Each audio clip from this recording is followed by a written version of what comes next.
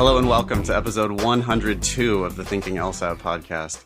In Los Angeles, I'm Nathan Fox. With me is an out-of-breath, sweaty Ben Olson. You're at home, Ben. Yeah. Thanks for the introduction. Why don't you tell the listeners what you just told me about what you did right before the podcast?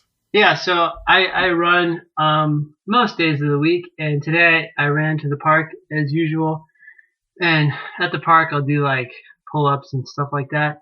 And for some reason, I had it in my head today that like life is short. I was like, life is short. So when I was doing the pull-ups and the push-ups, I did a couple extra because I was like, I'm never going to be here again.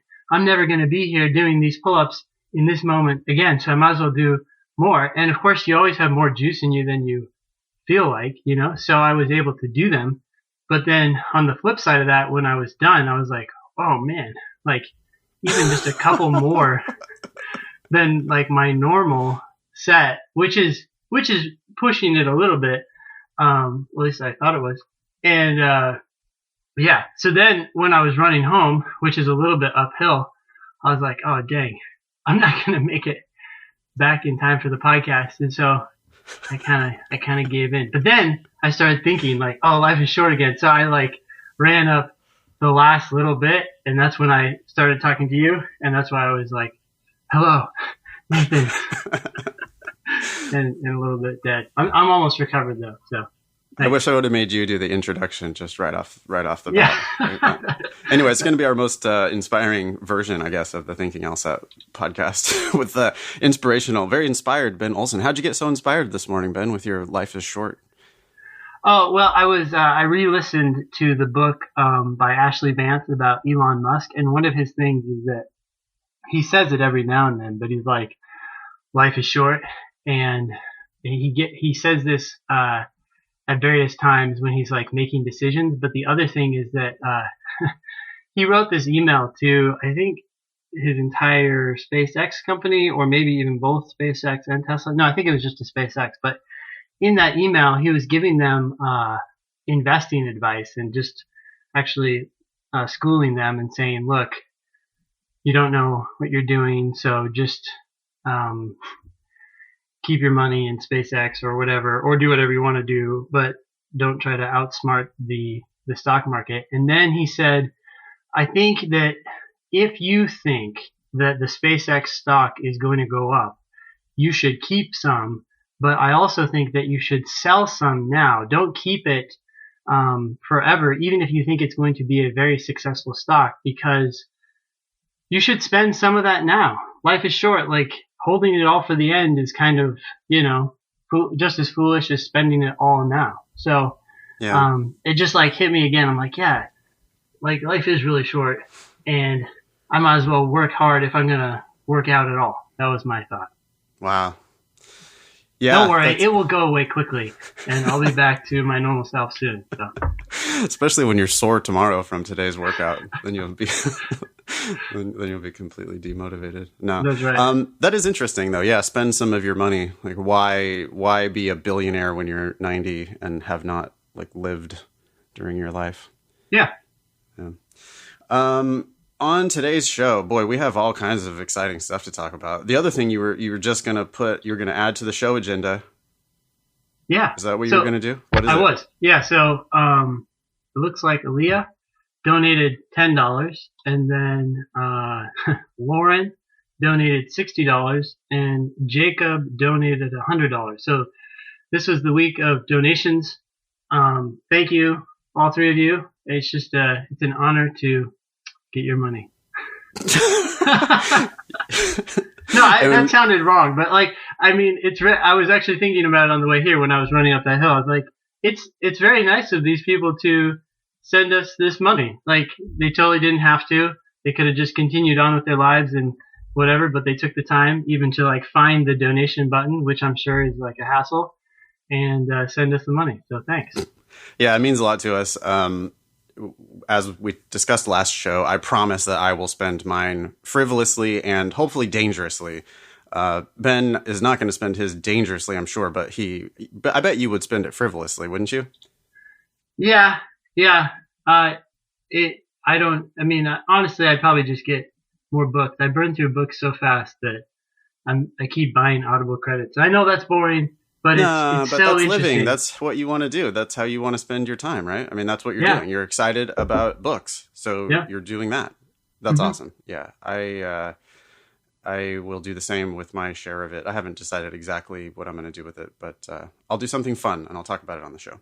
Cool. And we also do have a lot of show expenses that we defray, but let's keep those separate. I think the donations are fun. Yeah. Um, I wanted to talk about this at the top of the show. Please stop sending the wall of text emails to help@thinkinglsat.com. I mean, keep sending us emails.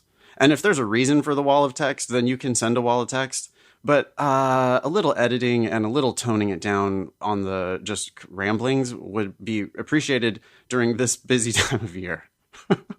Yeah. No, we really appreciate the emails, but it helps you and us if you can write them and then stop, read them again, and realize what actually is important and cut out everything else. That's just like the process of writing. It takes time. Yeah, and don't get us wrong. We understand it also took you time to craft that giant wall of text in the first place. But yeah, we would appreciate it if you would take a little bit more time and boil it down to what's really essential in it in the email. We appreciate good writing. We appreciate jokes. We appreciate anecdotes. You know, don't take out the meat of it, the good stuff. But there are times where I don't know about you, Ben. Are you like just totally flat out busy right now? Yeah, it's crazy. Yeah, it is a very busy season. All of a sudden, for me, it got like really hugely busy. So I'm getting inundated. I mean, not inundated. I keep up with it. I still got my inbox zero going, Hmm. but you know, we got 20 pages worth of stuff here on the show agenda, which is awesome. But if it were the same content and only 8 pages, we would get through it more efficiently, and that would be good for everybody. But same thing with incoming emails, questions from students. You know, send me good questions by all means. But yeah, just understand that right now is our busiest time of year, and we're doing our best to get back to everybody as quick as we can. What else do we need to talk about? We got a ton of listener mail. We could just dive right into that probably. Yeah. So really, 2 quick updates. One is that I've looked into, or I should say, Matt, who works for me and who is awesome, has started looking into the process for getting a school accredited, and it looks like all we have to do is get provisional approval, and then that lasts for like 3 years. But once you get provisional approval, you're as good as any other law school in terms of what you can do and your interaction with the whole like law school ecosystem. Yeah. Okay. So what's the process to get provisional approval? Well, you do have to get a school up and running, and then they send out representatives, and you explain what you're doing to meet their various requirements. And the requirements are, there certainly are many, but there are not as many as I originally thought. So I'm a little optimistic about that. The other thing is I am hoping to rename the school to the John Roberts School of Law, because he is the best writer in our time, I think. And this school, the goal will be to put out lawyers who are top-notch writers.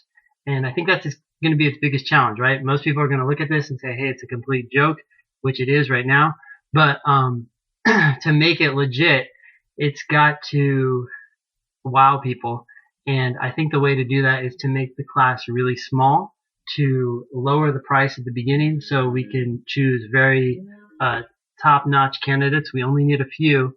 And then that first year, focus solely on legal writing and use that to teach everything else, but make that the mainstay of everything that we do, so that when people leave, they can actually go to law firms and be very useful from day one. And not only useful, but impressive. You know, like, oh, wow, that's a really good piece of writing. This is useful. This is something I want to continue seeing from our first year associates. So that's the plan. We'll see what happens. I believe you. Episode 101, I thought it was completely a joke, and now I think it's completely not a joke at all. Cool. Yeah, so we're going to keep looking into it and see what can happen. And I think if we start small, it's totally doable. So. Can it still be called FU, though? To anyone who knows the true history of the school, yes. But as a recent LSAT question pointed out, um, if you're trying to make something have a positive association with it, you have to associate it with things that already have a positive association. So I think renaming it the John Roberts School of Law, assuming that's like even possible, would bring reputation to the school that may be undeserved but eventually earned. You know, that's the goal. So we got to move away from the FU title, except for only our loyal podcast listeners. Awesome, dude. I am honored to be around at the beginning of it. I really believe you. It sounds amazing. I think legal education needs a huge shakeup. You're saying a lot of things that make a ton of sense to me. I love making it small. I love making it exclusive. I love making it cheap in the beginning so that you can pick the very best candidates. I hope you fail people out if necessary. Yeah, so that they don't leave and tarnish the name of the school, I guess. You're not going to it's not a money grab. You're not going to let people skate through it, right? It's going to be, you're going to take it seriously, and these people are going to come out some of the most kick-ass legal writers around, right? Yeah, exactly. I believe you. Let me know if I can help, if you need brainstorming help or whatever. I mean, we can obviously talk about it when we talk on the show, but if there's anything I can do, let me know. For sure. Yeah, definitely. Okay. Should we dive into these emails, or wait? You said a couple announcements. Is there another announcement? Oh yeah. So the other thing is working on a digital LSAT looking online tool. So there's not a lot to report yet because I don't have a link, but that's sort of in the works, and excited to help people see that, and hopefully the bees over at LSAC don't get mad at me. Wow, amazing. What else are you doing to fucking save the world today? That's it. That's all I'm doing. I'm trying to kill myself. Do you have a surgery scheduled for this afternoon where you're the only man in town who can do it? Yeah, of course. Okay. So great. Well, I feel worse about myself now in comparison. Let's dive into these emails. Nathan and Ben, your discussion in episode 101 reminded me of a real postcard that I received from OU Law last year. I've since thrown it away, but the postcard consisted of a glossy photo featuring a, quote, state-of-the-art virtual reality lab for the law students. Just in case you need proof that your cynicism is well-founded, thanks for the podcast, Aaron. That made me laugh last night when that came in. That one got skipped to the top of the agenda because that was awesome. Yeah, that came in last night, and it's first now. Aaron, thank you so much. That was a very funny email. She had... oh, yeah, where are those links? I lost them. She had some links to the pictures, which were so... It was just so predictable, right? Some law student sitting at some computer with like the OU law school up on the website, and then looking into the virtual reality goggles. We got to put that in the newsletter. That reminded me, actually, if you're listening to this podcast and you're not signed up to get the email updates whenever we send out a new episode, you should, even if you just religiously listen whenever the podcast comes up on your podcast app or whatever, because in those emails, there are links to things that we talk about, and I think people would be missing out if they didn't get to see these things, including like these pictures. Yeah, absolutely. And that actually makes me think you could send us pictures and stuff too, because I've been doing the newsletter recently. Sorry that our social media and newsletter and stuff has been kind of shitty. That's because I've been managing it.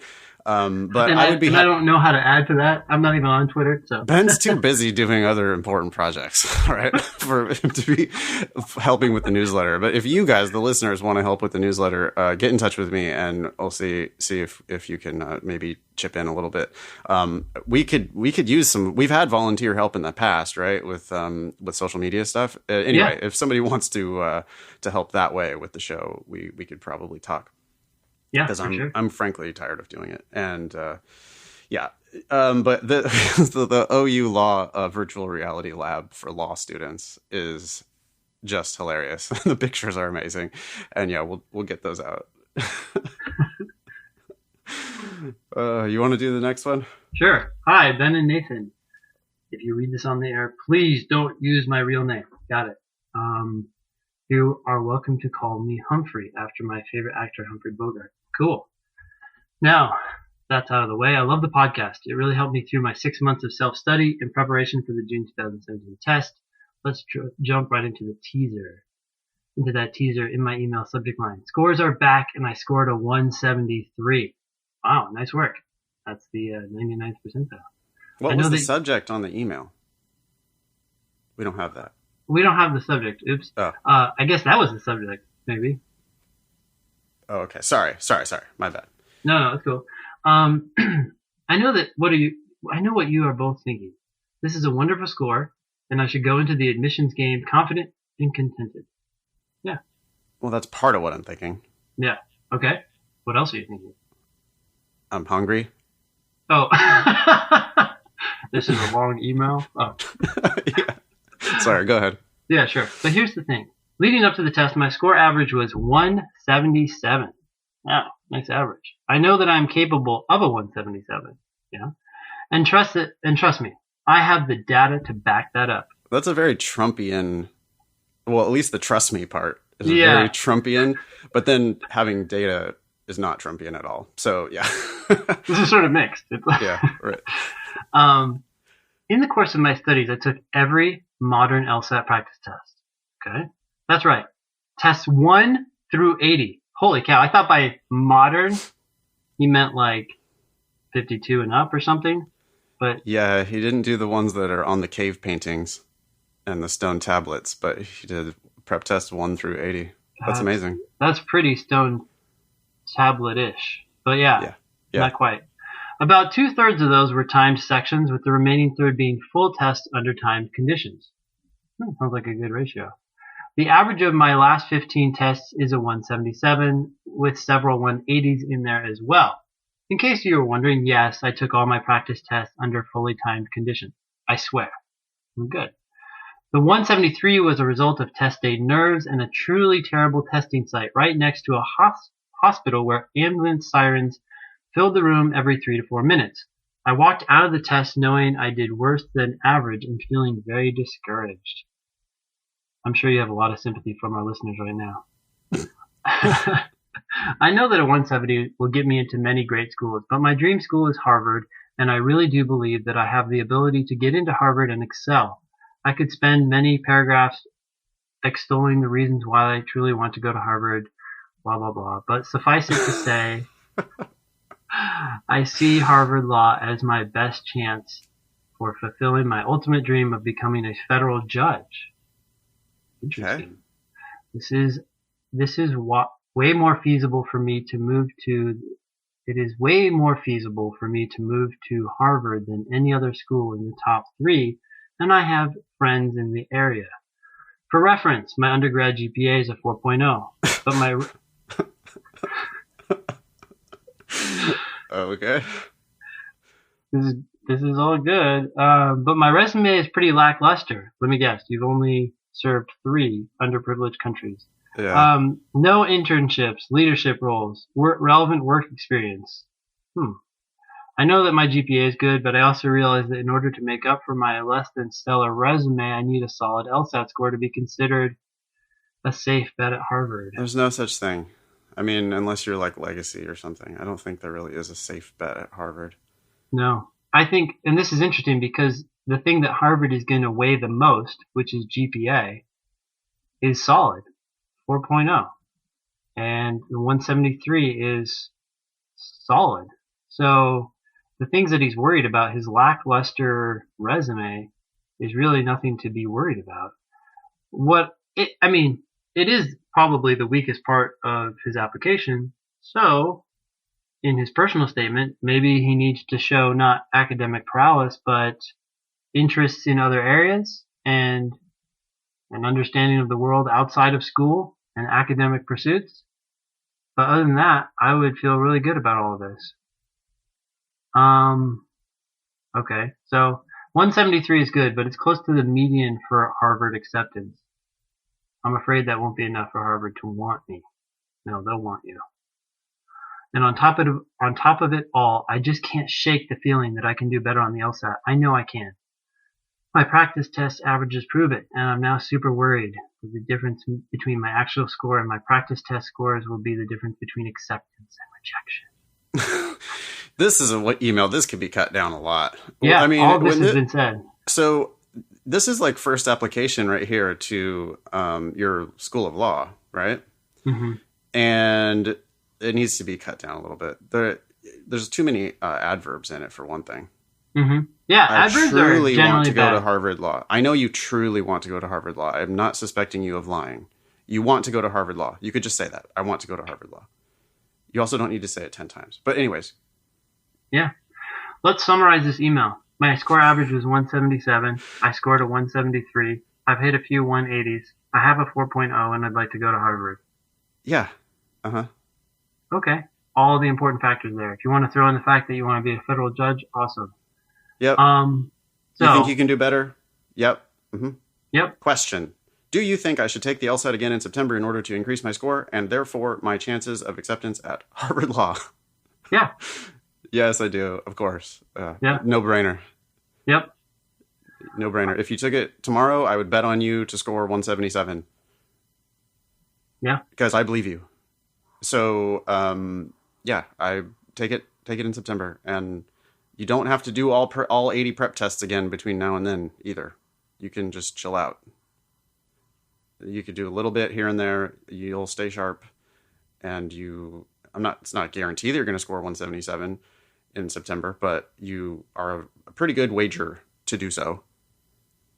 And yeah, I can't see any circumstance where I would say no to the retake. Okay, next one. Yeah, by the way, his next question here, I just want to point out that this is a very common question. How big of a difference do you think 173 and say 177 is to an admissions counselor at the top tier schools? This is something you can just figure out by using the LSAT GPA calculator. Put in the two different numbers and see what percentage it changes. It may not change much, but that illustrates the fact that it's not a big deal. If it changes a lot, then it is. So that's really an answer for anyone. Yeah, and also look at the 509 reports, because the 509 reports don't lie about the range that was admitted, Mm-hmm. And if 173 is at the median and 177 is above the 75th percentile, mm-hmm. well, then yeah, that yes, they are thinking about that. Of course, you put yourself into an elite bucket, right? You're mm-hmm. You're at the top of their range, even at Harvard for LSAT with a 177. Yeah. So yes, it makes a huge difference. Yes, you should retake it. It could absolutely be the difference between getting in and not getting in at Harvard. Of course, even with a 177, you're not a sure bet. They are going to be reading your personal statement. They're going to want to know what you're about. Mm-hmm. And so, this email, it has Humphrey Bogart, and it has, I want to be a federal judge. And it doesn't then have really like, what did you study? I get it. You have just basically been a student, but you must have done something. Right. And I mean, no internship, no leadership roles. It says no relevant work experience, but does that mean no work experience? I mean, I'd like to know what that is. Sure. And anyway, what is relevant? Like, a lot of things don't need to be relevant to law school. Well, I would think everything is potentially relevant to law school, right? Isn't that the whole idea that, the law is surrounding us at all times? Yeah. It's like it's the air we breathe. Okay. Anyway, maybe we're done with Humphrey. Thanks, Humphrey, for writing in. And yeah, definitely retake the LSAT. Kick ass. Go to Harvard. Cool. Or go to Ben's law school. Yeah. Awesome. Next email? Yeah. You want me to take it? Oh, wait. It's my turn. Okay. Hey, guys. Don't care if you talk about any of this on your show or not, but feel free. Just call me something else, if you would. Okay.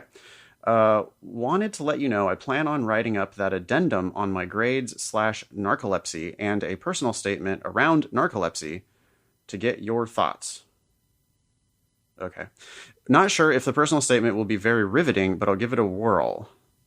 For the addendum, I didn't plan to point out that I had low grades because of narcolepsy and engineering, or make it sound like I'm making excuses. I just planned to say that my GPA was lower than it could have been due to undiagnosed struggles with narcolepsy, which has now been completely resolved, and I don't have any more issues as long as I take medication, Adderall, which I probably won't note in the addendum. Yeah, I would not note that in the addendum.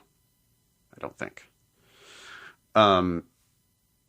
Okay, I took the June LSAT and I got a 171, and it went pretty much exactly how it felt.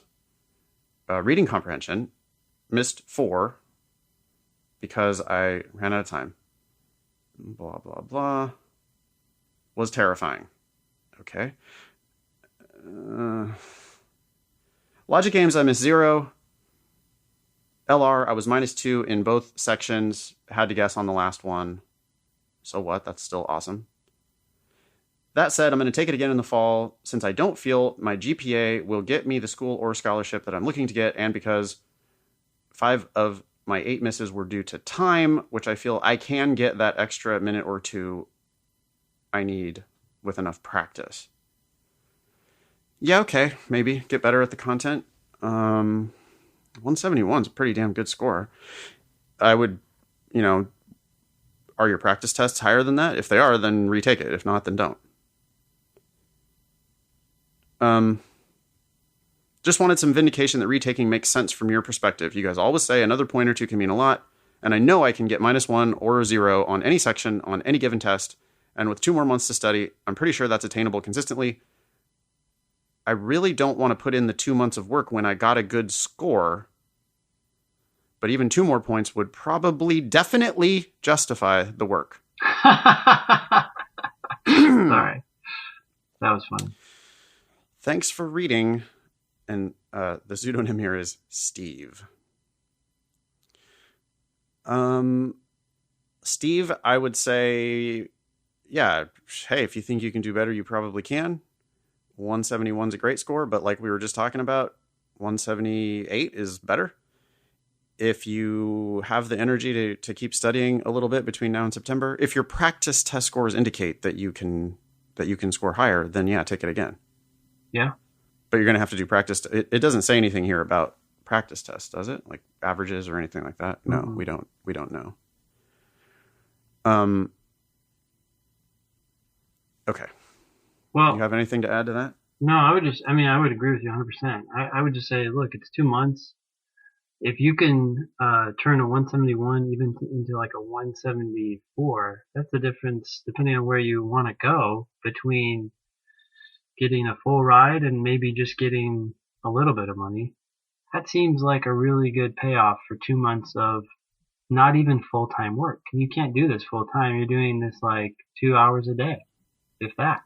1 hour a day, 2 if you can, but the 1 hour a day part is really important.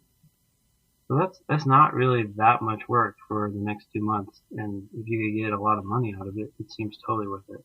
Get into a way better school, get a lot of money out of it. Yeah. Good luck, Steve. Can I say, I hear this all the time. I was just talking to a tutoring student this morning on Skype that was like, I hear this all the time. I want to take the LSAT again because I don't think my GPA is good enough. Mm-hmm. That's confusing 2 different issues, isn't it? What do you mean? Well,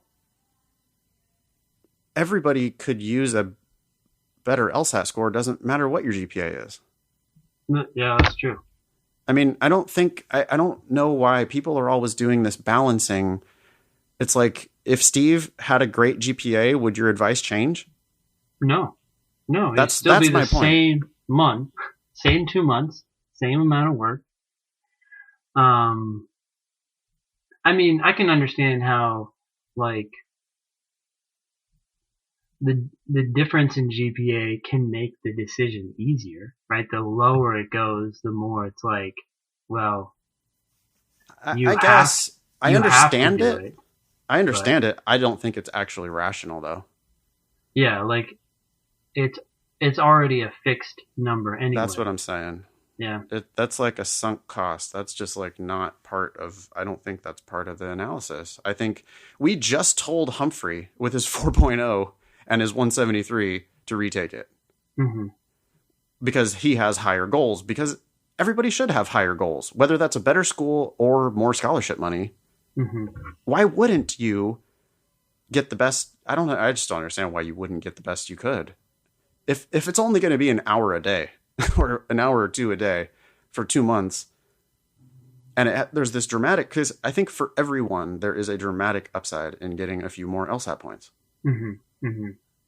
I mean, again, of course, it's self-serving for me to say this in the LSAT business, but it's just totally true. Like, it doesn't matter if you have a 3.0 or a 4.0.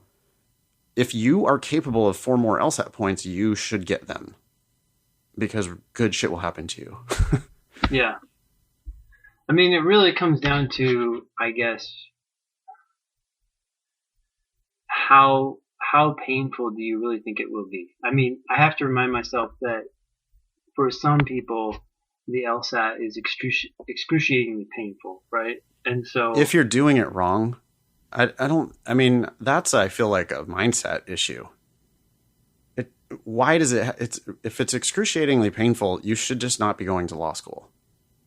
well, maybe. I mean, it kind of depends on whether you look at like law school as a means to an end, and you're just trying to get there, and you really don't like tests, but you excel in all their academic environments. You know, people who have high GPAs, but um, they just look at this as like a roadblock.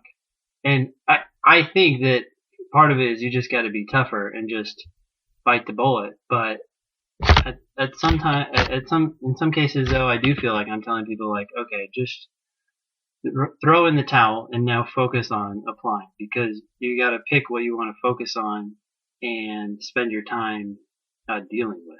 And in some cases that's the LSAT. In some cases that might be, well, if your LSAT and GPA are good enough that you should turn your focus to making your application stand out. If you're like, let's say you're going to go to Thomas Jefferson and you're looking at that scholarship matrix. Yeah. And you, for whatever reason, you can only go to Thomas Jefferson, and you've already pegged yourself at a full ride on the scholarship matrix. Then, okay, why would you take it again? Or why would you strive for 2 more? Why the points don't do anything for you at that point. Mm-hmm. Right. But for everyone else, I mean, and I'm not saying you should spend the rest of your life doing this. Of course, I think that people should move on at a certain point. Yeah. But I also think that you're going to do best on this test if you see it as a fun game that you get the privilege of playing. And because I think you can learn to see it that way. And if you can't learn to see it that way, then I question your aptitude, honestly. It's not about oh, I suck at tests. Yeah, okay, but if you're a serious person and you really give this test your full attention, and you know, I don't see why you can't learn to see it that way.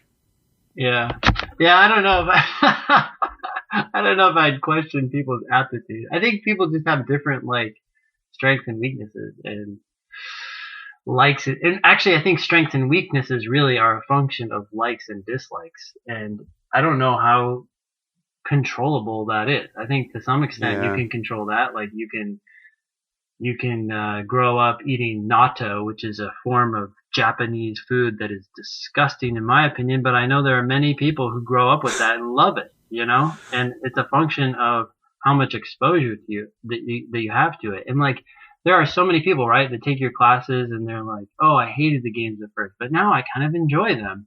Like, you subject yourself to things that are painful at first, and you can come to like them. But I think there can be a point, too, where some things, we subject ourselves to them for a long time, and we still just cringe at them. And maybe it's like, you need to pick a different strength and run with that instead of trying to continue fixing this weakness in your... Yeah, and that strength probably is somewhere other than law.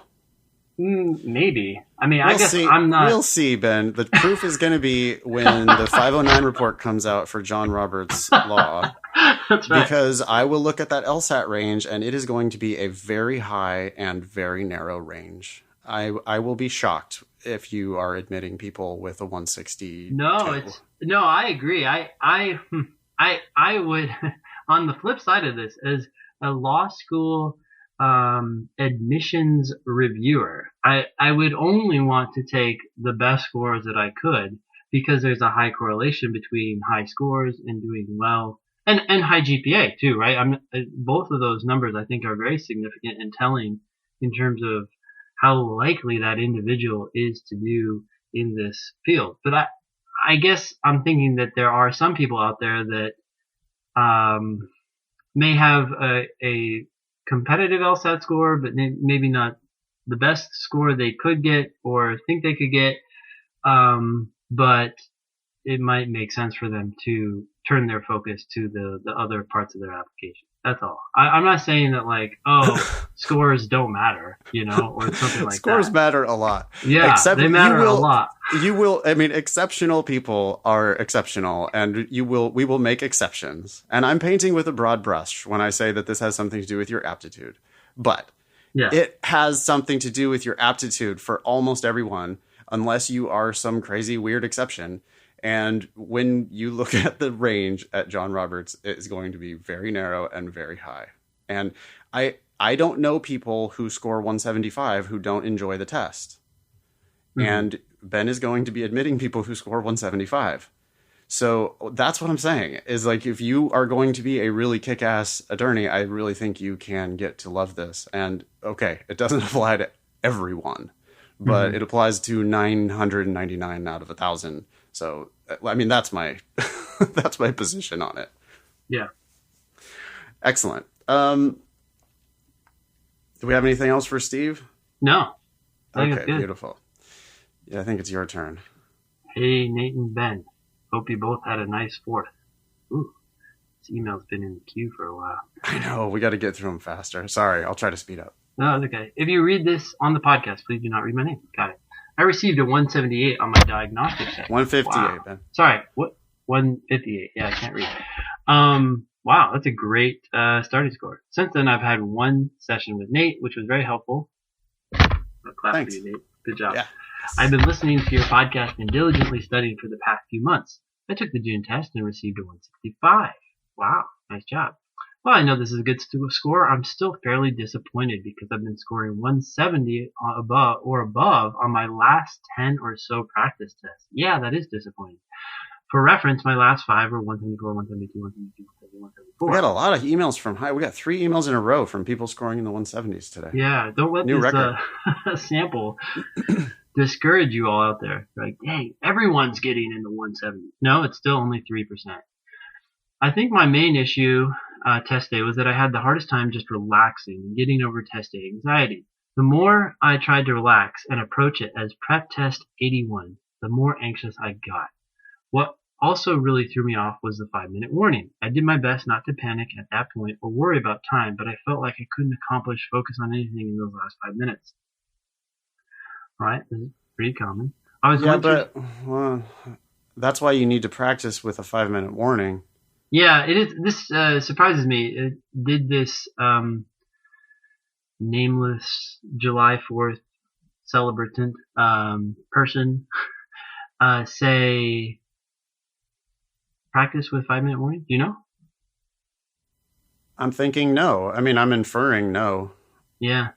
Well, otherwise, why would it throw you off? Yeah. Here's the other thing. By the way, I think I've given this advice on the podcast before, but I do it all the time in class because I think it's surprising to people. But I tell people to think about bad things that will happen. And they're like, no, I can't think about bad things. And I'm like, well, think about an EMT. Would you tell an EMT not to think about all the bad things that are going to happen when they go out on the job? Yeah. Like, oh, well, what happens if the tourniquet doesn't work? No, don't think about that. That's a really scary situation. No, you think about all the shit that's going to happen, and then you say, what would I do in this situation? And most of the solutions are actually not that novel or crazy or that challenging. And in this case, practice with a 5-minute warning, but also imagine feeling anxious at different questions, imagine feeling anxious at the 5-minute warning, and just imagine yourself working through that. And then when it happens, you will work through it. The reality is, things are going to happen. That's not the question. The question is, what do you do in response to those things? And that's what really messes people up. Yeah, totally. I have a lot to say about this, but let's read the next paragraph and then, Sure. yeah. I was going through some significant personal issues leading up to the test and did my best to push those out of my mind and get in the right mental state going in. I know that, however, I know that still contributed, at least in some part, to my overall test day anxiety. Even though that was a contributing factor, I know that it doesn't account for all of the test day anxiety I experienced. I know you'll hate this, Nate, but I've legitimately dealt with test anxiety my entire life. Do you want to stop here, or should we keep going? Yeah, I mean, I don't hate that. That's real. I understand that people experience that. Sure. Um, I think the I don't remember who this is, which is good because it's redacted. But he or she says um, that they're trying to push these issues out of their mind. Yeah. That sounds kind of wrong to me. Yeah. Right? Like what would like your knowledge of what would your mindfulness training say about that? Embrace it. Yeah. Like a lot of times when you embrace things, they're not as bad as they seem. You expect them to be worse, and then when they're not, you're actually surprised by how not bad they are. Right. And right. Then they go away. Yeah. The this just generally anxiety, yeah, I think it's from resisting bad things and from really wanting the good things. Mm-hmm. And you need to become a little bit more neutral to the whole idea, the whole thing, that you know what your practice test scores are. There's no reason why you can't score that, but it's also possible you know that sometimes you have these bad scores. Yeah. So what? Yep. Because it's going to be a like self-fulfilling prophecy, right? You're holding on too tight to the reins, and that's what's causing you to have these problems. Mm-hmm. I really like, Ben, what you said about just accepting bad things, and an EMT is a good example. I mean, I would think that an EMT should be thinking even in advance about what happens when they make a mistake and kill somebody. Yeah. Because that is probably going to happen at some point during their career. Like, they're not going to save everybody. Yeah. And they're not going to do perfect in these crazy pressure situations every time. Yeah. So I would imagine, I mean, I don't know I'm speculating, but I would imagine that they might, as part of their training, have material on this idea. Yeah. Of sure. Like, in advance, we need to accept that bad shit can happen and will happen probably, so that we can not be so concerned about it that it causes it. Yeah. Right? Stupid golf analogy. I think I might have talked about this actually before, but there's times in golf when you do very embarrassing things. Like you miss a putt of like 1 foot, you miss an 18-inch or 1 foot putt, like putt that you should never, ever miss. And anyone, even a complete novice, would make 9 times out of 10. And you've played golf your entire life, but you will sometimes miss that putt. Yeah. And it actually makes you a much better putter to just accept that in advance on every putt you hit. It's just like, yep, this could be the one. And not that you're dwelling on it, and not that you're like intentionally thinking about that every time. I'm not saying that you should be trying to focus on that, every single time. But if that thought crosses your mind, I think you need to just be like, well, that's a real thing that happens sometimes, but fuck it, I'm going to hit this putt anyway. And you're going to make it 9 times out of 10. Yeah. But if you're up there and you're so concerned about missing that 1 footer, and you're resisting it so much, you hate it so much, and you're holding on so tight, and then that can actually be the glitch that causes you to miss the 1 foot putt. So yeah. Anyway, doesn't say anything in here about. Does it say anything about meditation? I think we would probably both recommend some mindfulness training here, or a practice, self-training, whatever. Get an app. Yeah. Cool. Anything else? Oh wait, we still. Sure. have more. So redacted continues. I'm signing up for the test in September, but I'm wondering if you all have any suggestions for what I should be doing to prepare until then. I'm planning on setting a timer to go off at the 5-minute mark. That's great. I also There have we go. a proctor online that will say you have 5 minutes. You could just Do you use have that on your website, Ben? Yeah, I do actually. Can people get it on their phone? Yeah, they can. It's actually just a YouTube video. So if you can watch a YouTube video, you're good.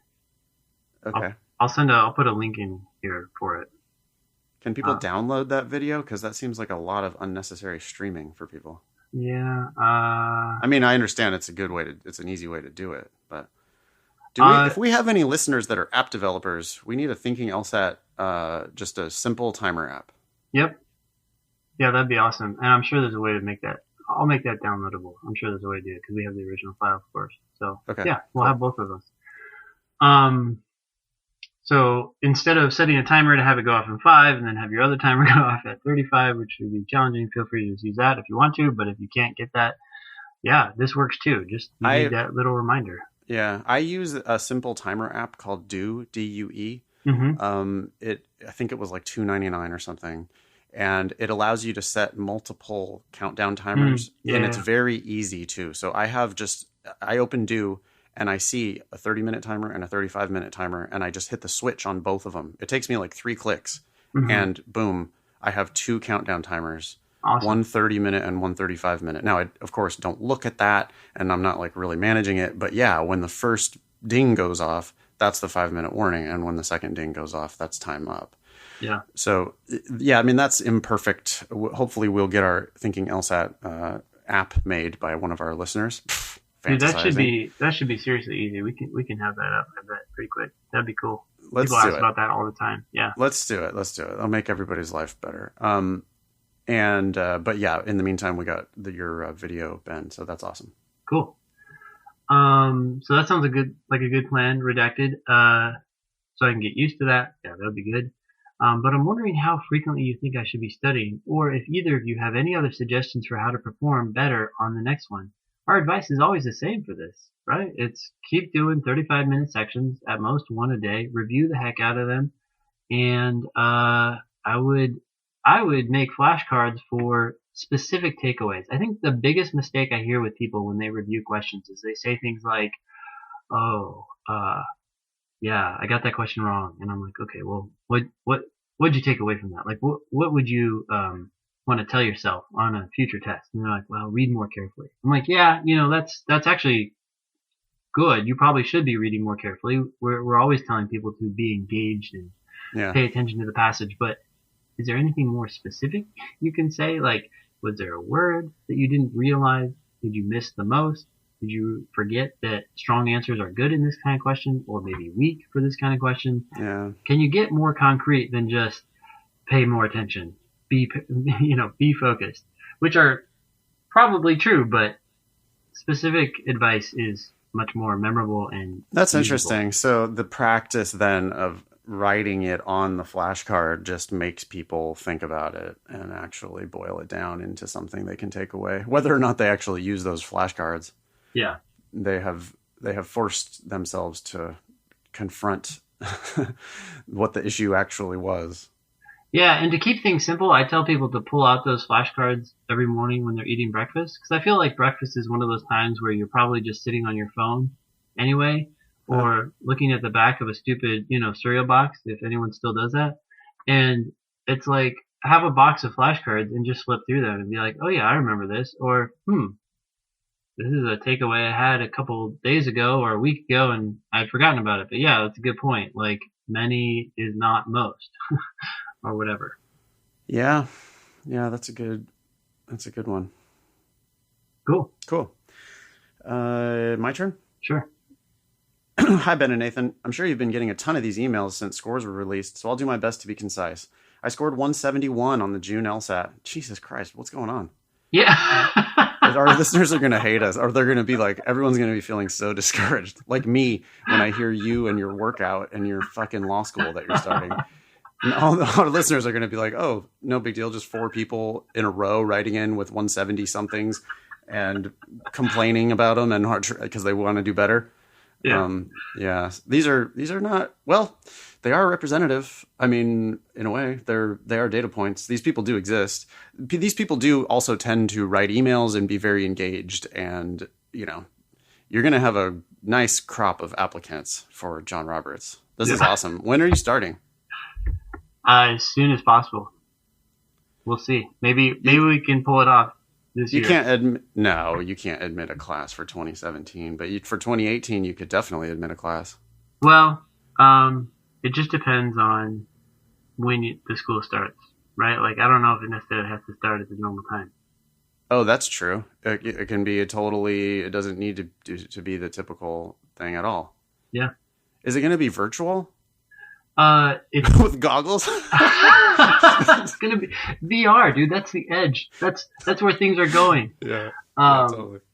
Yeah, no, I do think that you definitely have to leverage some online stuff so that you can reduce the cost of, teachers and teaching time and stuff like that. But I think there is benefits to having people meet in person too. So I think it's a mix of both, honestly. They pay I think the adjuncts that were at Hastings that were teaching legal writing were paid like nothing. I don't think that they were getting really hardly any money. I think they gave them credit. Don't you think? I think that's what it was. Gave them credit? Yeah, like they gave them credits for teaching the class. Well, I mean, like taking a class. Like it's like you think? Oh, like CLE credit? Well, no, I just was thinking you have to take a certain number of classes to graduate. I would imagine. No, but these were people who were already practicing attorneys. I mean, I'm not talking about the TAs. I had like 2 L's and 3 L's teaching the class. I had 2 L's and 3 L's that were like TAs. There was like a TA for the discussion group, but there was also an adjunct. Oh, for sure. For sure, yeah. Sorry, I was talking about the 2 L's and 3 L's, but for the adjuncts, yeah. I think some of them were doing it for free to get their name as like, someone who just put it on their resume. Thing? Jesus. Or, yeah, wow. Of course, are you planning to do any of the teaching? Yeah. Mm-hmm. Okay. So I have a legal writing background. So, would I present myself as an expert in this area? No, but I am an expert in terms of where to find the best resources, and I do know a lot more than most people. So, and it's actually very disappointing how little law school professors, not the adjuncts, the full-time professors who are in charge of these writing programs, how little they know about the legal writing situation at law firms. It's just downright ridiculous. They shouldn't even be calling themselves professors. I know I'm gonna frustrate people for saying that. There are some people out there who know what they're talking about, but the vast majority have no clue. So that's why there's actually a booming legal writing industry out there where law firms are paying hundreds of thousands of dollars a year to train their attorneys to become better writers, because none of that is happening in law schools. And not only is none of that happening, but you have people teaching attorneys to do things differently from what they were taught in law school. So it's not even like, oh, well, you got a little start here, we're going to help continue that. It's like, no, we're going to take what you learned, throw it out the window, and then start rebuilding from the ground up. Anyway. Yeah, that's amazing. You're going to have, are you going to do bar prep as part of the curriculum?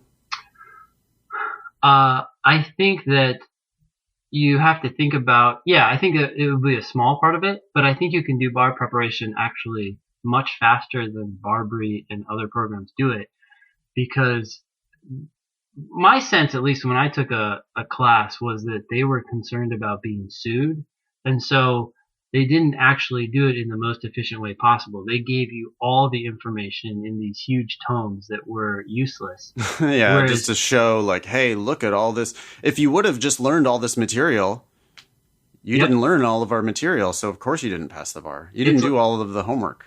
Yeah, exactly. It's all in writing, so if you ever sue them, they'll be like, that information was provided to you. Yeah. It's on you.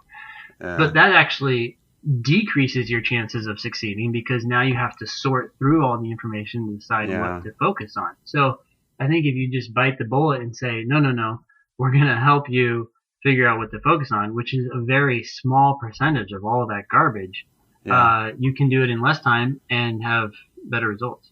And you're going to be admitting such high quality applicants that you're going to know that they're going to be successful anyway. Yeah, you give them the right tools and they'll run in the right direction and it'll be fine. So If you make it small and if you give it away or if you make it very reasonable for the best candidates, mhm. especially at first, like you're saying, maybe weed it out, thin them out along the way, then yeah, bar passage rates are going to be really high. That's part of the reason why bar passage rates have fallen so much, right? Is because they never fail anybody out of law school anymore. Yeah. It used to be, that's a really good way to have a high bar passage rate if you're a school. Like if you're looking for a solution, school, you're embarrassed at your low bar passage rate. Oh, good. Start actually failing people from your classes because they're not doing the work or they're not learning anything. You're just, you're just cashing in essentially. Yeah. You're just letting them pay you tuition. That is so criminal. You're letting them pay tuition and you know that individual already, based on their performance in your law school, you have all the data on them. You know they are not going to succeed. And you're like, by the way, your third year tuition is due. Please cough it up. But of course, they're not paying it. The federal government is, or whoever else made the loan, and they'll be paying it for the rest of their life. Yeah. Yeah.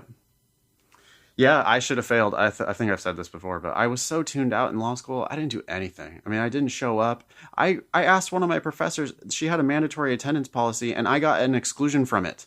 How'd you pull that one off? I emailed her, and I told her I didn't want to come to class. I was like, I'm not getting anything out of the class. Do I have to go? And she was offended because it was a dick thing for me to do. But I was just so tuned out of law school, I didn't want to be there. But I stupidly kept going. And yeah, I feel like it's of course it's on me. I'm an adult, and I make my own decisions in life, but it's on them a little bit too, because they were the ones that were getting rich off of it. Mm-hmm. And they did not give a shit. I mean, even this professor, I mean, she should have said no. It's right on her syllabus. It's a mandatory policy. Yeah. Like you have to attend all the classes or you have to attend the class. And I just, emailed and said, hey, I'm sorry. I just don't really get anything out of these discussions. And so I'm wondering if it's okay if I don't go. And she said, sure. Yeah. And I got a B or whatever in the class. Oh my goodness. Yeah. Well, that's because your grade is based like solely on almost entirely on your last essay, right? Or your last it's a grade exam. It's a grade bump upper. She had one of those like class participation counts for a grade bump things, right? Yeah. And so, I could have got. I guess I must have gotten a B plus on the exam, which is the exact average of middle of the class. And then I got a negative grade bump for getting an exclusion from the class. Wow. But still, it's a B. Yeah. And they're, happy to have you back next semester. You're doing great. It's the same like triangle relationship that you have with patients, doctors, and insurance companies, right? Exactly. The patient and the doctor don't care. They're like, sure, order another test because they're not the ones paying. Yeah. Like the doctor benefits, the patient gets whatever test they may or may not need, and the insurance company who's not there has to pay. Yeah. Yeah. Anyway. Wow, where were we? We don't know. I don't know how we got there. That was a crazy digression. Anyway, I scored 171 on the June LSAT, which was the kind of score I was shooting for when I began to prep last winter. Okay. While I'm obviously happy to have reached this level, over the course of my prep, I was averaging a slightly higher score, a little over 172, when looking at my 10 most recent practice tests, and closer to 173 on the last 5. You're slicing it a little fine there. The trend from a little over 172 to closer to 173. I mean, I don't know what that really means. You're between 172 and 173 on your last 10. Yeah. Sounds like they're averaging and getting like 172.3, and then 172.8. Ooh, And it's then, closer to that, 173. yeah, that doesn't mean anything. Yeah. Okay. I'm a regular listener of your podcast, and I understand that playing with data like this can be tricky, and that my score is well within the range someone with that average would be likely to receive. However, I'm wondering if it would be worth it to retake the test in September and try to eke out a few more points. Just to explain my situation a little better, I graduated from a Big Ten university in May with a 3.99 GPA and plan on applying to law school this fall. I'm most interested in schools such as Chicago Northwestern, Michigan, but also plan on applying to most of U.S. News top 14, and we would definitely refer you to those above the law rankings instead of the U.S. News rankings. I will not have time for a prep course between now and the test date due to my work schedule, but should be able to set aside time each evening for self-study if I decide to retake the test. Okay. Scholarships are very important to me and will definitely play a role in my choice of school. What do you think my best course of action would be? Thanks so much for your time and excellent podcast. All the best. Cody. Yeah, thanks for writing. Yeah, well, I think we'd say the exact same thing to Cody that we said Similar to advice. Yeah. Steve, right? Like, keep practicing 35-minute sections. If your average test scores go above, say, 173, 174, then take it again. I mean, it depends on whether those are retakes, I guess. If they're retakes, then you want to push it a little higher just to be sure you're really above that. But, yeah. It doesn't sound like Cody did all 81 practice tests. So Cody, you didn't go back to the stone tablets. I don't know why. Cody seems a little more relaxed, which is good. And Cody also has awesome grades and is going to end up going to a fantastic law school. Definitely, if you can stomach it, which I don't know why you can't because you're so good at it, keep practicing a little bit after work every day, one section a day. Do it when you're well rested and feeling optimistic about the test, feeling happy to do it. And if you can eke out a few more points on your practice tests, then I don't know why you wouldn't take it again in September.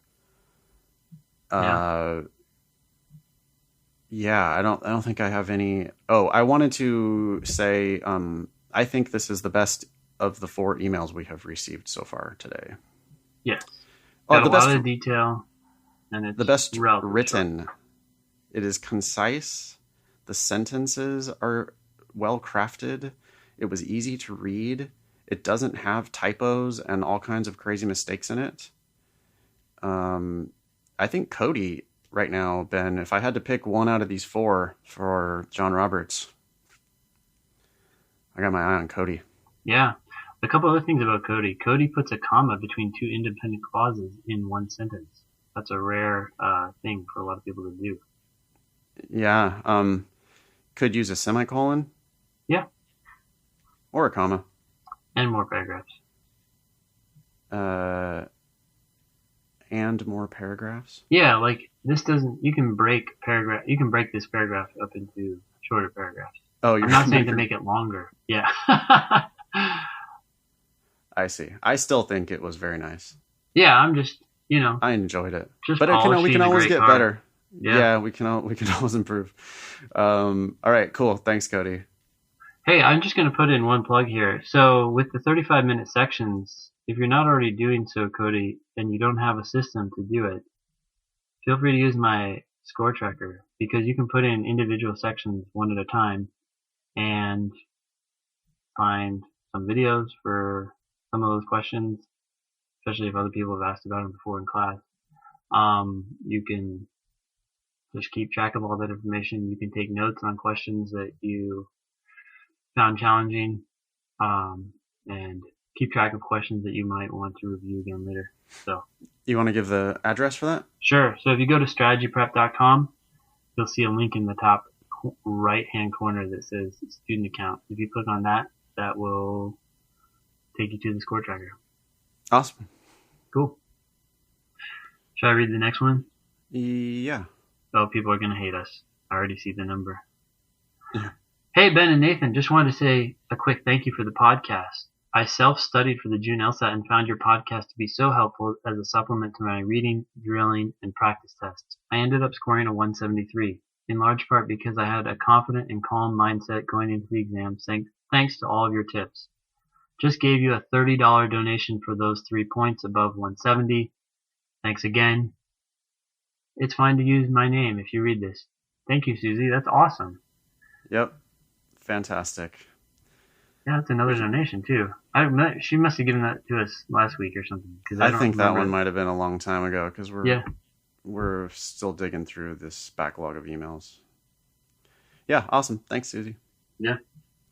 Hi, Ben and Nathan. Thank you very much for your time and effort on your podcasts. I'm an engineer in the aerospace industry and have a BS in civil engineering, 3.6, an MS in mechanical and aerospace engineering, 3.9, although I don't really care, and an MSc in systems engineering, also 3.9. And again, I don't really care. Grades in graduate school tend to be inflated. I'm not sure if that's true in engineering or not, but, I think it doesn't matter for your application, really. The fact that you have those degrees is nice. That's awesome. But I don't think the GPA in those degrees really matters very much. I'm 31 and have been thinking quite a bit about moving to law, intellectual property, but am not sure how competitive my past work experience and educational background will help me with an IP-focused school. Well, if they are legitimately focused on IP, then I would absolutely think that your background would be attractive to them. Your background is exactly the kind of thing that IP lawyers should have. Yeah, totally. Yeah, you almost like you just shouldn't be an IP lawyer unless you have that background, right? Yeah. Or you're going to be at a crazy advantage in that field. So, yeah. Various websites show that high undergraduate GPAs are the most common for law school admissions, but there isn't much data on the types of degrees these students have. Does a 3.6 in engineering put me at a disadvantage over a 4.0 in a, quote, less challenging major? Also, what impact would my 2 master's degrees have on my selection? I haven't taken the LSAT, but plan to do so in December. Thanks, K. What do you want to do it? Yeah, so law schools do take into account your GPA, your major, and your school. So Yeah. Those things are all going to matter. And just think about it like if you were a reviewer and someone came to you with a criminal justice degree versus someone who came to you with an engineering degree, I think you would recognize that one is much more challenging than the other. The same goes for physics or any math-intensive economics program or just straight-up math, although most people who do math are also smart enough to realize that they don't want to go to law school. But, all the major matters, and I wouldn't worry. I don't know how to compare a 3.6 in engineering to 4.0 in something else, but I wouldn't worry about it. Yeah. This is I want to make a little pitch. I was in San Francisco teaching my class last weekend, and I had a beer with a former student, and that former student was also an engineer, and he is enrolling at Santa Clara University Law this fall, and he is going to be in their part-time program. He's going to be working at a law firm, but he's in a special program for patent agents. He's a patent agent, and I think it's not like super impossible for people with engineering backgrounds to become patent agents. And it's one way that you can work while you're in law school, and his firm is actually just paying for his whole tuition to go to Santa Clara. Wow. Yeah, so that's another route to getting to law school in an affordable manner. And I'm going to start pushing people, or at least, advising people who have these technical degrees to, definitely think about leveraging them in this sort of a program. Because, like, Kay could also just take the LSAT, get into law school, and, like, pay tuition like everybody else. But if you really are interested in IP, which clearly your background here indicates that you're interested in technical stuff for sure. Yeah. And if you really are into IP, I would think that you would be interested in being a patent agent, right? Yeah. So think about it. That's great advice. The master's degrees are going to matter, kind of in a soft sort of a way. The best advice here for Kay, of course, is just get the best LSAT score you can, because that's what's going to get them really looking at the details. Yep. if you show them your one, I'm going to consider this our sixth 170 in a row. Kay doesn't say any practice test scores, but with all of this engineering, I mean, an engineer in aerospace with a 3.6 in civil engineering undergrad, probably from a good school, doesn't say, but still 3.6 in civil engineering. I'm going to say K is another 170 something, and that will definitely get them looking at all of this other stuff, including your 2 master's degrees. Yeah. So, yeah, I see good things. I guess my random question for Kay now is, why are you moving from aerospace into law? Aerospace sounds so exciting. I agree. That's where everything is changing. That's where everything's happening. I mean, it is really cool to see what they're trying to figure out. Like, how feasible is it to get people into space? And it's really just a matter of cost. Can we bring the costs down so that it becomes an economically feasible thing for a large number of people, even if not vast numbers of people? If you can make it somewhat affordable to upper middle class or, lower upper class, whatever that means, then all of a sudden it becomes something that can take off, because there's money that can be spent on it. And I think that's what Elon Musk is trying to do, is bring the cost down. And boy, once that happens, everything's going to change.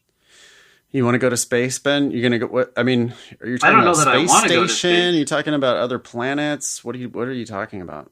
Well, I think that, so for example, when Musk was trying to bring down the cost of just shooting satellites into space, people became very excited because there are a lot of people who want to put satellites into space for smaller projects, but it's just not economically feasible, so you just don't even consider that.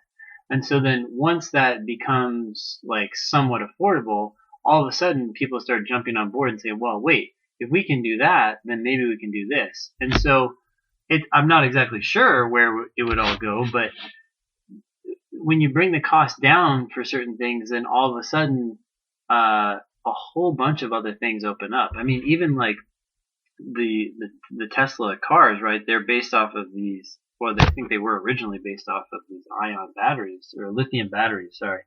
Ion lithium or lithium ion batteries.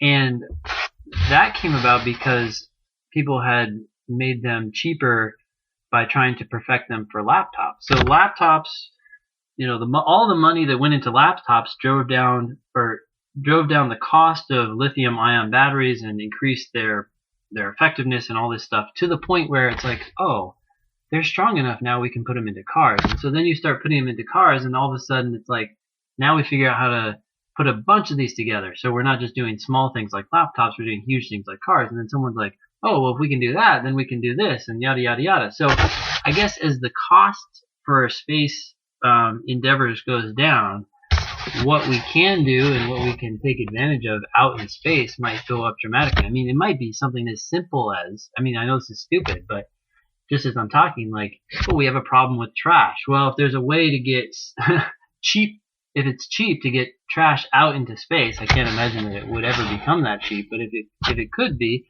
then you could just like send stuff off, and it's like, well, who cares where that trash goes? I mean, space is ginormous. So send it away from the planet, and all of a sudden you can start doing all these things that you couldn't do before because the costs have come down. That's a pretty stupid thing. Like, oh, yay, we finally been able to get rid of our own trash. But, all I'm saying is that a lot of things can happen. And so here this guy, Kay, or girl, sorry, I don't know who you are, but you're talking about going from aerospace engineering, the future, to law, which to me just sounds like the 18th century. Well, of course they need lawyers, right? I mean, Elon Musk definitely has lawyers. Sure, but yeah, I just feel like but it would be so much more exciting. Garbage. Yeah, wouldn't it be so much more exciting to be one of his engineers than to be his lawyer? Or work for his competitors, right? Work for Jeff Bezos at Amazon. He's got Blue Origins. There's so many other startups now too that are thinking like, hey, as these costs come down, we can piggyback off of this and start making technologies that can go into space, that can do different things. And wow, you just like totally change the game for so many different fields. And I just feel like IP law is always reactive, right? It's like, oh, there's a problem. Let's see how we can come in and referee everything. And It's be zero annoying. sum, I feel like, in so many ways. It just seems zero sum. Yeah. It's just for every winner, there's a loser, and you're fighting. You're trying to divide up the pie instead of making the pie bigger, and you're suing each other over the pie. And it just, I don't know, it just seems small to me compared to aerospace. Yeah. Certainly. But all right. If that's what you want to do, great. Go do it. Have fun. Life is short. Have fun. Kick ass. Be a kick ass lawyer. Do it. Okay. Next one. I think it's your turn. Sure. Hi, Nathan and Ben. I tried my best to edit down this email for you. If you decide to read this on your show, please don't use my name. Okay, cool. We'll call you M. You can just call me M. Perfect. Just like a game. I discovered your podcast back in March, about a month after I began studying for my second attempt at the LSAT. I can't even begin to explain how helpful your podcast has been for me during my studies. And I wanted to somewhat briefly share my story with you before asking a question about law school admission. Ooh, okay. In my final year of college, I knew I wanted to do something in government, but I wasn't sure in what capacity, so I took the LSAT on a whim. Clearly, I hadn't discovered your wisdom yet, and I scored a 154. Not bad. After graduating university last year, I got involved in politics, only to face a series of incidences that left me both feeling disturbed with many aspects of our current political system and facing some mental health issues. Whoa. I hope the mental health issues weren't a result of the involvement Apocalypse with politics, but I guess that's probably not totally were crazy. though. Yeah, And you follow that shit, it's nuts. it is Jesus. nuts. That's a zero-sum game. I've been thinking about unfollowing Trump on Twitter because it's just too much. It's too insane. Everything is just too insane, and then everybody's commenting on him is too insane too. Yeah. I'm thinking about paring down my Twitter a little bit more, and again recommitting myself to the idea that I'm only going to follow people who tweet jokes. That's what I really want, is jokes. It's funny. If the shit is funny, I want to read the tweet. If it's not funny, it better be helpful to me in my daily life. Like, give me some announcement about something that's happening that I can attend, or something like that. That's awesome. But fucking just people popping off, including the president. Yeah. He's so beneath everybody. That's the worst. Can't take a punch. This dude is the worst. All right, go ahead. Sorry. Yeah, okay, so we understand where your mental health issues came from. In the wake of this, I decided to leave the East Coast and move to a small town of less than 300 people on the West Coast. Holy cow, that's a change. Where I've been working as a baker. Yes, like a bread baker. That's a small ass town. 300 people. Yeah. And you're the baker? What is this? This is Do these places exist? That's amazing. Yeah, that is amazing. Because this person moved 3,000 miles and 200 years back in time. Wow. Right? Completely switching coasts. And I mean, I don't know where they lived before this, but M had been at university. So my guess is M was in DC, no? Maybe? Like East Coast? Could be very, very well, yeah, East Coast somewhere. So it's DC or New York or whatever, Philly, but it's all, it's the East Coast politics world or serious, population density and stuff. Yeah. And move to the West with much less population density and way less population density in your tiny town of 300 people where you're the baker. That is incredible. That's amazing. Cool. Yeah. Yeah. Make some good bread. Okay, the idea was to get some space from the hostile environment I had been operating in and to see if I actually wanted to work in politics. Okay. As you can guess, I realized I did want to get back into politics and resolved to use my time out west to save money for law school and study hard for the LSAT. Actually, that's not what I would have guessed, but no, I would have guessed that you would just decided that your life as a bread baker was awesome and your town of 300 people was great and you were happy and healthy and sleeping better than you ever had before. Gathering flowers by the side of the road in your little village. Rocking in a chair and discussing the local politics. Oh, but then getting all fired up about politics. Yeah. Probably, oh, God. Looking at Twitter and getting all agitated again, and now you're going to come back to law school and the LSAT. Okay? All right, come back fighting. Good for you, yeah. I'm going to say right now, I love this plan of saving money and studying hard for the LSAT. You want to make a difference in politics, that starts with a kick-ass LSAT score and get yourself a scholarship. No, it's true. You command respect when you go to a good law school and step into the fray and say, look, I know what I'm talking about. Well, and don't go so much into debt that you end up not being able to actually do the work that you want to do. That's true. When you leave law school and you want to go, I mean, this person knows more about politics than I do, but from talking to people here, a lot of times you got to start on some pretty low paying jobs, right? You're like, yeah, I'll volunteer and help with this campaign. Oh, yeah. You impress people. You can't do that when you're in debt. So yeah, that shit doesn't pay. So yeah, get yourself while you're baking bread and take all the time you need, and get a really great LSAT score, get into a great school, get a scholarship. And that's how you start. I mean, that's a great start on changing the world. Signing your name and going $200,000 into debt is actually a really bad start on changing the world. Yeah. I'm imagining this person having a warm loaf of bread next to their LSAT books. The 10 actual official LSAT questions. Candlelight. The fresh churned butter. I didn't think about the candle, but yes. Oh, my candle is low. I must get a new one. It's keeping warm by the oven. Oh, this is good. Because I'm living in an area devoid of LSAT tutors and with oh, that's weird. They don't have any LSAT tutors in a town of 300 people? They used to have one, but they got run out of town. Yeah. Get out of here with your logic. Yeah. And with unreliable access to the internet. Ooh, wow. I had to self-study, and your podcast made a huge difference for me. I spent the month leading up to the test working 7 days a week at both the bakery and another restaurant, and I appreciated being able to listen to your podcast during the hours where I couldn't be physically taking practice tests or reviewing my prep books. This time around, I scored a 165, 11 points higher from my first attempt. Sweet. Nice. Fun fact, this relatively small increase, it's a big increase, in my score moved me from the 60th percentile to the 92nd percentile. Yeah, that seems pretty big. It is not relatively small. In fact, you just proved that it is relatively big. Yeah. Fun fact, I'm going to use some evidence to prove the opposite of what I just said. Yeah.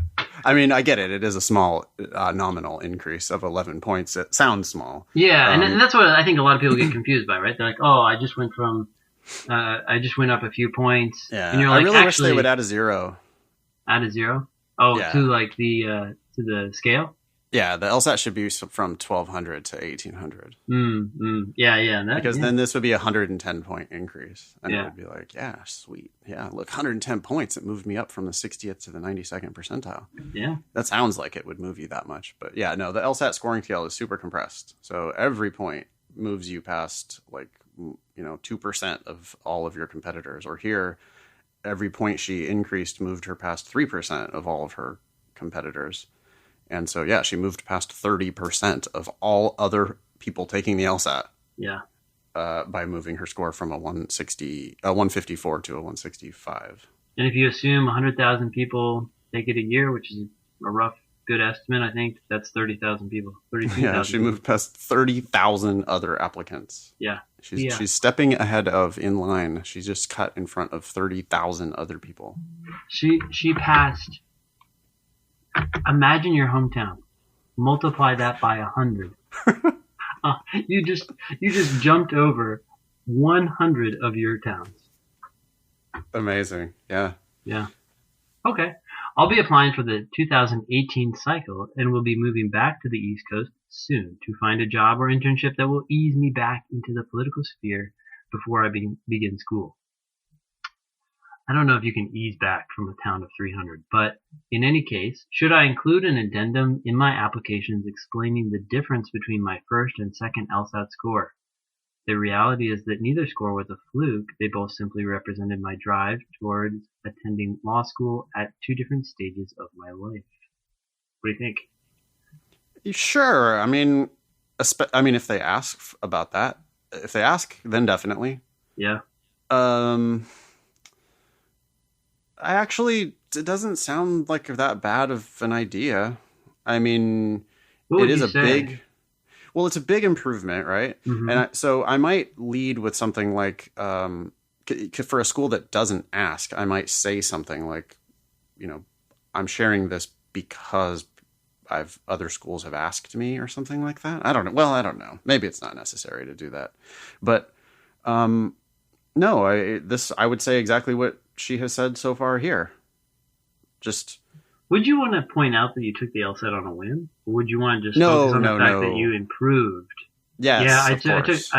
after getting a 154, I realized that I could do better, so I studied a lot or for X amount of months and was able to improve my score to this. That just shows you work hard and you can set out and accomplish goals that are. Yeah, I mean, don't say you took it on a whim. It just makes you look like you just do things or it doesn't make you think. They want a serious person. yeah, And you are now a serious person. You have become a serious person. You have improved a lot. You have gotten yourself a serious LSAT score. And yeah, so focus on that. yeah, The purpose of this memo is to explain the difference in my LSAT scores, and then just focus on I rededicated myself. I took some time. You could even put in about the baker and everything. I like it. I like the small town of less than 300 people and being a baker. That's not a bad detail. You could put that in there, one sentence. I would allow you one sentence because it's so interesting. yeah, and it'll set you apart. There are no other bread bakers from a 300-person town applying to law school. I guarantee that. And especially not with a 165. Yeah. And so yeah, you could focus on that. I mean, so sure. I mean, that's like a 1-paragraph addendum. Mm-hmm. You could also potentially fold it into your personal statement. I don't know. If you're going to write a personal statement about this experience being a baker. Yeah, I don't know if I'd talk about the scores in the personal statement. It seems a little. Yeah, well, at that point, maybe you don't even need the addendum. Yeah, because you just all you're doing. If your personal statement is about this transformation, then I don't think you need to also have an addendum about the transformation. Yeah. So it just depends what you want to write your personal statement on, I guess. She continues. Additionally, this past year, my life has been huge in helping me decide what I want to do with my life and the role law school plays into that. Okay. As such, I would like it to be the focus of my personal statement. Wow. Perfect. Okay. But is there such a thing as too narrow a personal statement? No. Most personal statements are way too broad. They try to cover everything. What you need to do is dive into a story. You only have 250 words in most cases. Or even if you're not limited to 250 words, you should think about limiting it to 250 or 500 250 words? Yeah, some of them limit it to that. Are you serious? I'm pretty sure. What happened to 2 pages? Well, that's a common constraint as well. I'm just saying, I'm pretty sure. 2 pages is a lot more than 250 words. Why do I have that number in my head? I don't know. That's 250 words is short. It is short, but I do feel like, well, okay. That could be wrong. As you know, we guarantee everything we say in this podcast. Your money back. I don't know why I have that in my head. I seriously have that in my head. Like, I feel like I've read that as like, please limit your statement to 250 words or 500. I feel like I've seen those 2 numbers. Well, anyways, definitely 2 pages double spaced is a constraint that's out there a lot. And even if they don't say that, you should keep it to that. Most people's personal statements are way too long. They have too much to say.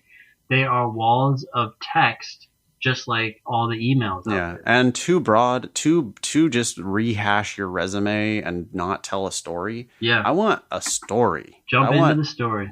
Vivid details. I want action. I want right off the bat. I want to smell the bread. I want to smell the bread and see the candle. No, I do. Look at this. Have you watched an old movie recently?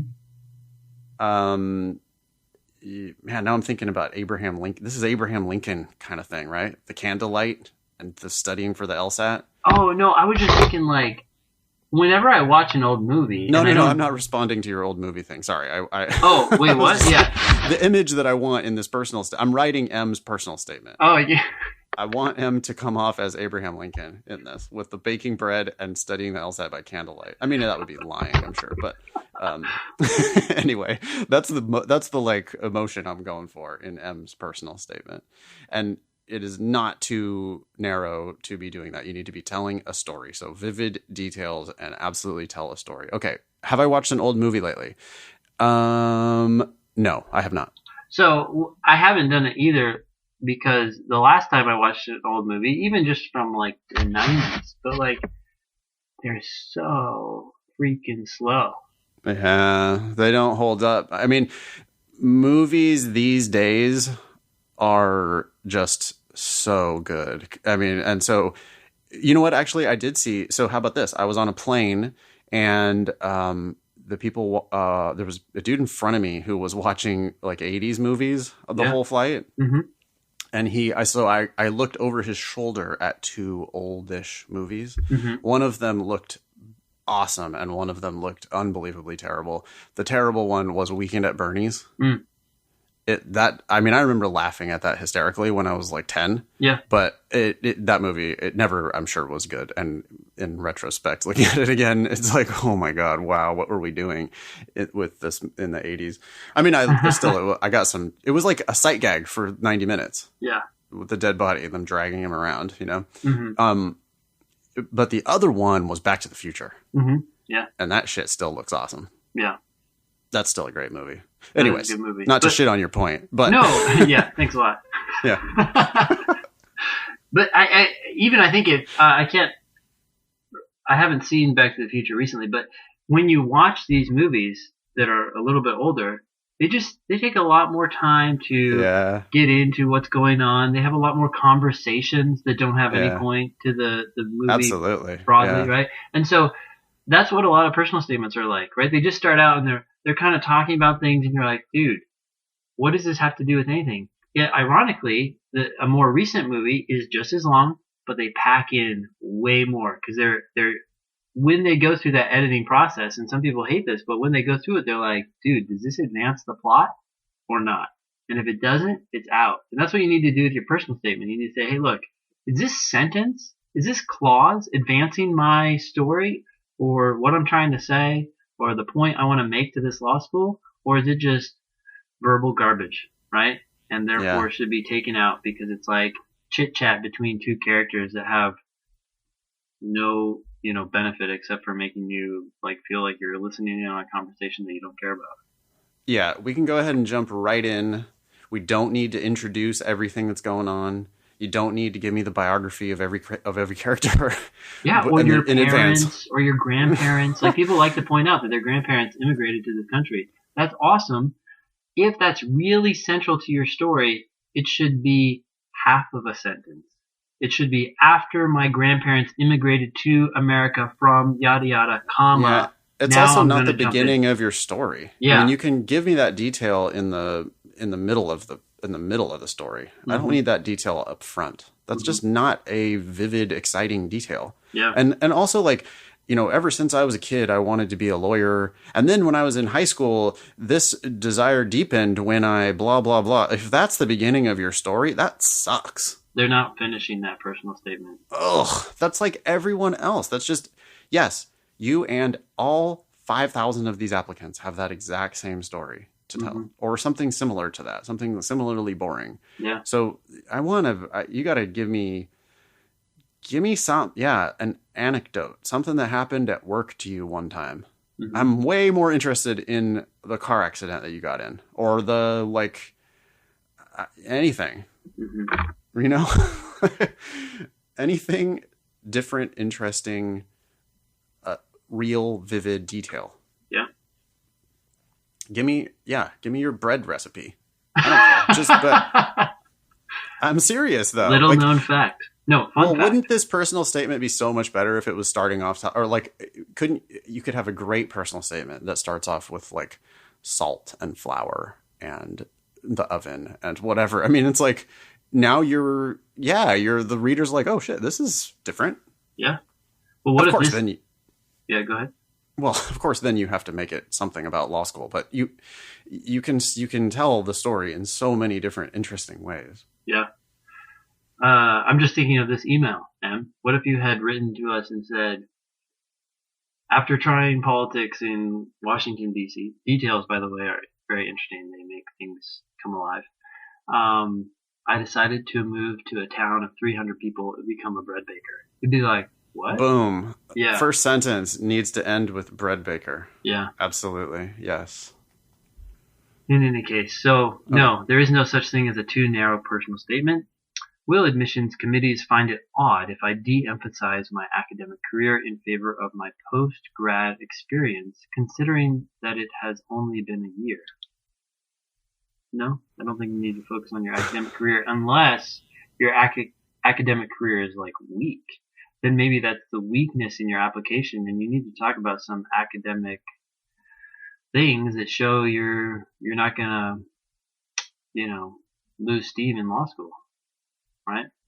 Well, they have your transcript. They know about your academic career. Yeah, I'm just saying, like, if your academic transcript is weak, if you have a low GPA or something like that, I feel like Anne Levine has pointed this out before. Like, you take a look at your application as a whole, you figure out what's weak in it, and you use your personal statement to address that. So maybe talking about your journey to law school is the most interesting thing that you can talk about, and therefore you should talk about it. But maybe law school reviewers are going to be like, yeah, but are you going to be able to cut it here in law school? And therefore you need to take the time in your personal statement or some other statement to show your academic chops. So I guess I would be thinking about that. Okay, yeah, I think that's reasonable. There's so many different stories you could tell. So yeah. Choose wisely what your personal statement's about, and if you can take a weakness in your application and turn it into a strength via the personal statement, that would be amazing. Yeah. So M ends. Thank you both for all your help. Sincerely, M. P.S. I'll be making a donation to the show once I get my next paycheck as a small thank you for all the thinking LSAT has done for me. Wow, that's so nice. I don't know what to say. Yeah, thanks so much. If you want to make a similar donation, you can go to our website, thinkinglsat.com, and we will use those donations for fun stuff. I think for this one, we'd have to go buy bread. Oh, that'd be awesome. Yeah. Perfect. Cool. Well, what do you think, Ben? Should we wrap it up there for today? Yeah, that sounds good. Jeez, there's so many more here. I know. So we got to get people like we're to getting behind. Yeah, I know. Well, the thing is, we might have to start not discussing every single email that comes to the show. I mean, we already do, right? Sometimes we just fire back a quick email. Yeah. And say, hey, thanks for writing. Here's our quick advice. So we do that. help@thinkinglsat.com. We will definitely respond. One and or both of us will respond. So please get in touch. And yeah, we are both fans of good writing. And Ben's about to start teaching writing to lawyers. And so if you take the time to edit down the stuff you send us, we will greatly appreciate it. And we will be able to give you better advice and give everybody better advice if we all agree to have a point and make it. Yeah. One thing about that, by the way, sorry, this will make things a lot easier for us to get through these emails quickly. But when you're writing a short email, and this is what you said earlier, Nathan, that does not necessarily mean an email devoid of details or interesting facts or your situation. It just means writing that stuff down and then cutting out all the clutter, shortening sentences that could be said in, fewer words, and then sending it to us. It makes it so much easier to get to your email and therefore move through this stuff and hopefully help more people. Yeah. So thanks very much for listening. Tell a friend, go to iTunes and hit 5 stars for us. Write us a review if you have the time. Subscribe at thinkinglsat.com/blog/subscribe. And you have anything else, Ben? No, thanks. Awesome. Thanks for listening.